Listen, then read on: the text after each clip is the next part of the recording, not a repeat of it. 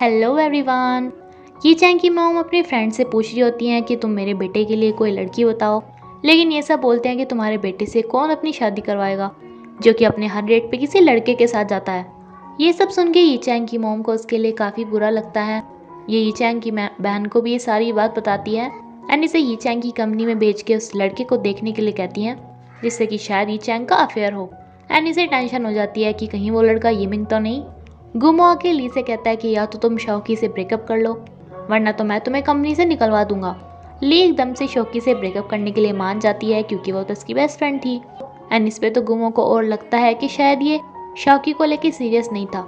Company के अंदर काफ़ी टाइम बाद ये चैंग की बहन आ रही थी एंड जिस तरीके से कंपनी के सारे लोग डरते हुए एक दूसरी तरफ भाग रहे थे, इससे साफ पता लग रहा था कि काफ़ी ज़्यादा खतरनाक है। इससे बचने का सभी पे एक ही तरीका था, यिमिन, जिसे यहाँ पे लाके खड़ा कर देते हैं। ये सबसे पहले आके यिमिन से यही पूछती है कि क्या तुम मेरे भाई को डेट कर रहे हो क्या, इसलिए तुम अब तक सिंगल हो। लेकिन जब इसे पता चलता है कि यिमिन वो लड़का नहीं है, तो ये इसी में टेंशन फ्री हो जाती है। इसे अपने भाई की कोई चिंता नहीं थी कि फिर वो किसे डेट कर रहा है। ये खुश होकर इसे शॉपिंग पे चलने को कहती है। ये तो बहाना भी मारता है, लेकिन बाकी सभी इसे भेज देते हैं। यिमिन ये भी बहाना मारता है कि शायद दरवाज़ा अटक गया है, लेकिन ये तो इस दरवाजे को ही तोड़ देती है। इसीलिए यिमिन को आखिरकार हार मान के इसके साथ चलना ही पड़ता है। ली को पता चलता है कि कंपनी की तरफ से ये सभी हॉट वाटर बाथ के लिए जा रहे हैं, जिससे कि ली काफ़ी ज़्यादा घबरा जाती है। जब इसके मना करने से भी काम नहीं चलता, तो इसे आइडिया आता है एंड ये नेक्स्ट डे जब सभी ट्रिप के लिए चले जाते हैं, उसके बाद ऑफिस में पहुंचती है। लेकिन इसका ये सारा प्लान आके ये चैंग चौपट कर देता है, जो कि इसका वेट कर रहा था, जिससे कि ये भी ट्रिप पे जा सके। ये चैंग ली को सीट बेल्ट लगाने के लिए कहता है, लेकिन इसका दिल तो ज़ोर ज़ोर से धड़कने लगता है। ली नोटिस करती है कि ये चैंग की गर्दन में काफ़ी दर्द है, जो कि उसने पहले भी नोटिस किया था, इसलिए अपने आप ड्राइविंग करने लगती है, जो कि बहुत ज़्यादा फास्ट थी। रूम में जाके इसे पता चलता है कि ये चैंग के साथ सेम रूम में यहाँ पे रहने वाली है। ये मना भी करती है, लेकिन ये चैंग बताता है कि कोई और रूम खाली नहीं है। ली इस सिचुएशन को इग्नोर कर बाहर निकलती है, लेकिन बाहर इसे इसके बाकी कलीग्स पकड़ लेते हैं। ली को समझ में नहीं आ रहा था कि वो वहाँ पे नहाएगी कैसे, इसलिए सबके यहाँ से जाने के बाद ली कुछ ऐसी ड्रेस पहन के यहाँ पे आती है, जो कि उसकी बात लेने की ड्रेस थी। कुछ दूरी पे इनकी फीमेल कलीग्स भी बात ले रही थी, जिन्हें छुप छुप के देखने लगते हैं।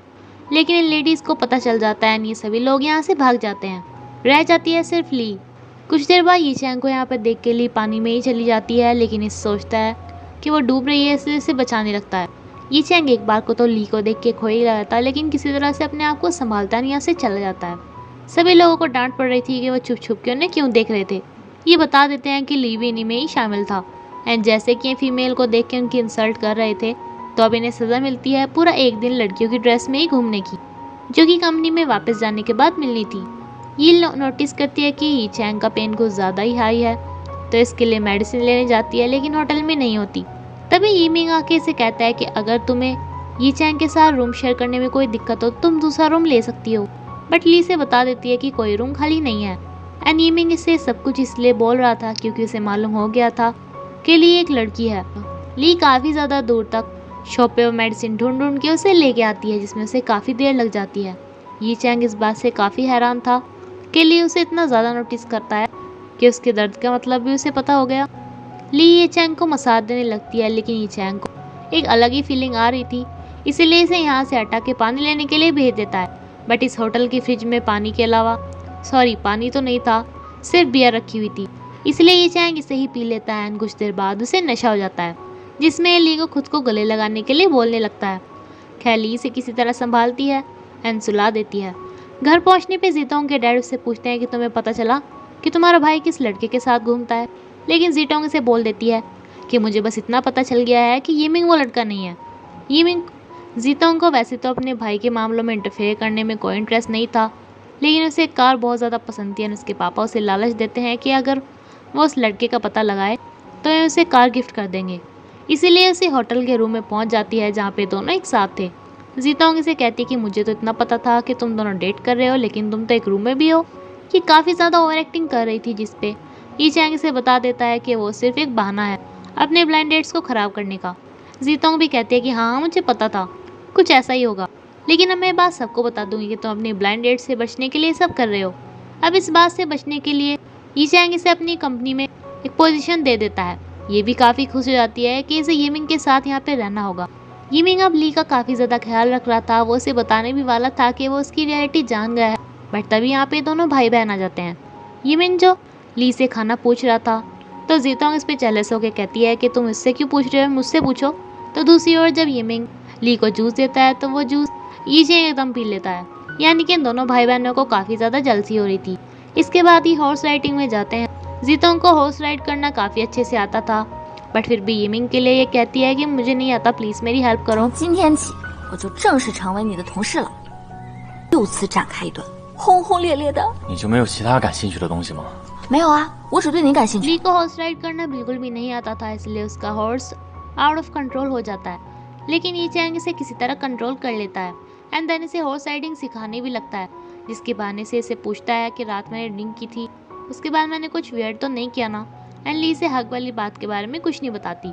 ली को लगा था कि जब वो ये चैंग के साथ यहाँ पे आई थी तो अब जाएगी भी उसके साथ ही, बट ये चैंग इसे मना कर देता है। लेकिन जब यिमिंग इसे अपने साथ चलने को कहता है तो ये चैंग एकदम से इसे अपने पास बुला लेता है और बेचारे यिमिंग को जीतोंग लेके चली जाती है। अब नेक्स्ट डे सभी लड़कों को सज़ा मिल रही थी। ये लड़कियों के ड्रेस में आए थे, इनकी फ़ोटोज़ भी लीक हो रही थी। लेकिन जब यहाँ पे ली आती है एक लड़के के कपड़े पहन के, तो सब इसे ही देखते रह जाते हैं। एंड सबसे ज़्यादा तो इसमें यीचैंग हो गया था, जो कि इसे जल्दी से ऑफिस में बुलाता है एंड यिमिंग इसकी कॉस्ट्यूम की तारीफ़ करता है। यीचैंग इसे काफ़ी गुस्से में कहता है कि क्या तुम ये पर्दा लगा कर ही बात करोगे। ये मास्क नहीं हटाती तो ये अपने आप ही हटाने लगता है एंड इसका फेस देख के खो जाता है। वैसे तो ये ड्रेस सभी को पूरे दिन पहननी थी, लेकिन ये चैंग इसे जल्दी से ड्रेस चेंज करने के लिए कहता है एंड इसे खुद पे बहुत ही ज़्यादा डाउट हो रहा था, इसलिए ली को इग्नोर करना स्टार्ट कर देता है। शाओके इसे प्रिटेंड करती है जैसे कि उसने ली से ब्रेकअप कर लिया है। गुमा इसे कहता है कि अगर तुमने उसके ब्रेकअप करने में तुम इतनी नाराज़ हो तो तुम्हें ब्रेकअप देने के जुर्म में मैं उसे कंपनी से हटवा दूंगा। लेकिन शाओके इसे बोलते हैं कि हमारा ब्रेकअप तो सिर्फ इसलिए हुआ क्योंकि हमारे लाइक्स एंड डिसलाइक्स मैच नहीं होते। बेचारी ली को उसके पीरियड्स आ जाते हैं एंड इसके पास इसके सैनिटरी पैड्स भी नहीं थे, इसलिए जल्दी से शाओकी से मंगवाती है। इतनी देर में यीचैंग भी ली को ढूंढने लगता है एंड उसे पूछने लगता है कि वो कहाँ पे गई है एंड धीरे धीरे रेस्टोरेंट में पहुँच जाता है जहाँ पे ली थी। शाओकी भी यहाँ पे आ तो गई थी, लेकिन ये यीचैंग को क्रॉस करके कैसे अंदर जा सकती थी। यीचैंग अंदर जा पाता है इससे पहले यहाँ पे गुमो आ जाता है, किसी बहाने से इसे बाहर भेज देता है एंड ली तक पैकेज पहुँचा देता है। ली के बाहर आने पर जब यीचैंग नोटिस करता है कि उसके पेट में काफ़ी ज़्यादा दर्द है, तो अपने आप से घर छोड़ने तक जाता है, जहाँ पे शाओके ऐसे रिएक्ट करती है जैसे वो उसकी गर्लफ्रेंड है एंड उसे बताती है कि अब उसका लड़की होने का सच गुमो को भी पता चल गया है, लेकिन उसने प्रॉमिस किया कि वो किसी को नहीं बताएगा। गुमो ली से कहता है कि अगर तुम पहले ही मुझे ये बात बता देती तो शायद मैं कंपनी में तुम्हारी पहले से ही हेल्प करता, पर कोई नहीं, अब के बाद मैं तुम्हारी पूरी हेल्प करूंगा। जीतोंग यहाँ की पब्लिसिटी डायरेक्टर हो गई थी, इसलिए सबसे पहले तो इन सबके फैशन चेंज करवाती है। जो ये चेक शर्ट पहन के आते थे इन्हें चेंज करने के लिए कहती है। सभी शर्ट ऑफ कर रहे थे, अन्य जाके ली को भी बोलने लगती है, बट तभी यहाँ पे यीचैंग आके कहता है कि तुम मेरे सारे वर्कर्स को बुली कैसे कर सकती हो, ये एक गेमिंग कंपनी है, कोई फैशन शो नहीं है। एंड यहाँ पे इस तरीके से ली बच जाती है। यिमिंग कॉफ़ी बना रहा होता है, तभी यहाँ पे ली भी आ जाती है, तो इसे भी कॉफ़ी बनाना सिखाता है हार्ट शेप वाली।